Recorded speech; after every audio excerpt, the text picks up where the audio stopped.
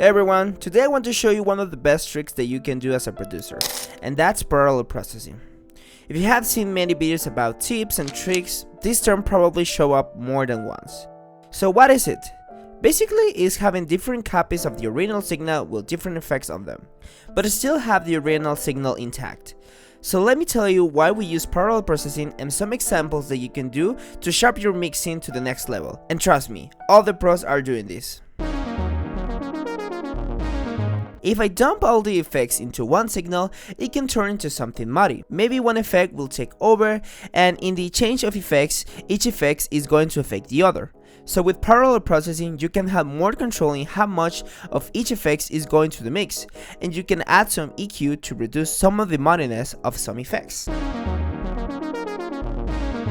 Imagine that I don't like the effects that I put, or I want to make some adjustments. Like this, I can make sure that any changes that I do to the reverb or the compression isn't going to affect the original signal.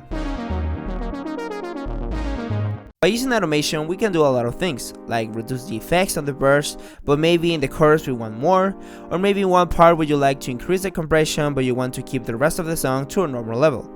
You can use automation to do this, instead of having multiple VSTs running on your computer. And that takes us to the last reason, and that is... Imagine that I have my drums over here. We have a kick, snare, hi-hat, and some extra perks. Adding a reverb to each of one of them will take time, but also your computer will use more CPU and RAM in order to run these effects. But if we send the original signal to a bus with a reverb, we just gotta use one, which will help us to reduce the amount of reverb used in the project. Okay, hello everyone. I'm going to show you how to apply this parallel compression in FL Studio. You can do this with any effect. I'm going to give the example with the kick and snare and the hi-hat. So first we want to send everything to a bus because it's going to be easier to control the amount of kick, snare, and the volume levels, but also we're going to be able to send just one effect to this bus instead of applying it to kick, snare, and hi-hat. So it's just easy to control. It's not mandatory, but I just like it this way. So for compression, here in FL Studio I have a cool way, which is we're going to put sidechain to this track only, and with the Fruity Send we're going to select that compression signal. You can apply like a normal compression like this, the threshold, the ratio, attack, a little bit of gain. But the magic of this is that you can control the amount of compression. So if you want like a more compressed sound, you can increase the amount, or if you want a less compressed sound, you can decrease it. So this is how it sounds without compression, and this is how it sounds with the compression.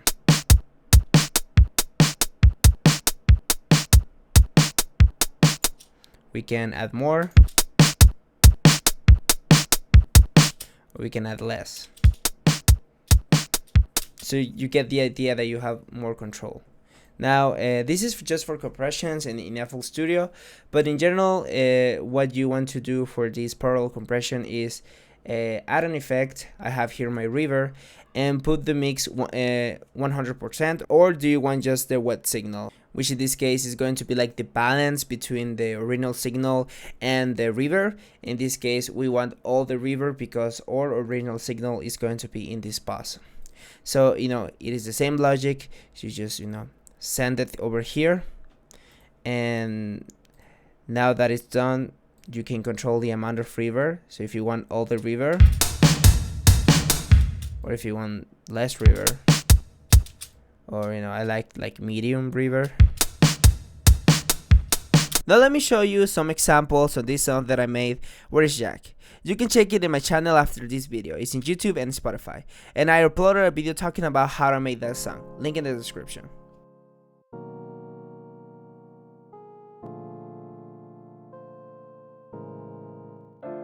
For the drums, I sent all the parts to one bus, where I can control the volume level, but I also add some parallel processing with the compression and reverb. You can see, by doing this, I don't only have more control over the amount of reverb or compression, but it does sound more cleaner and make my drums pop.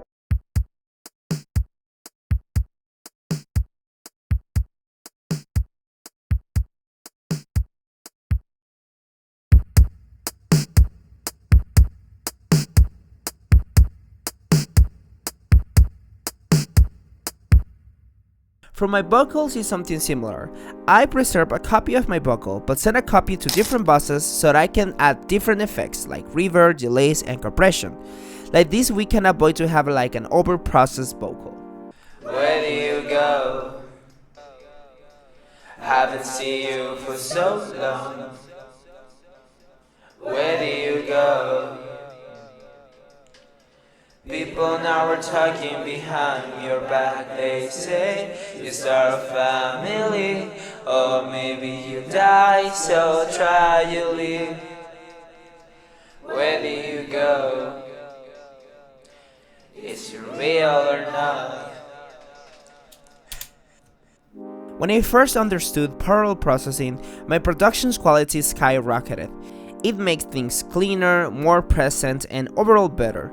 So I hope this was useful for you guys and you can jump to this parallel processing and keep learning about this awesome trick. Thank you very much for watching and see you next Friday. Bye.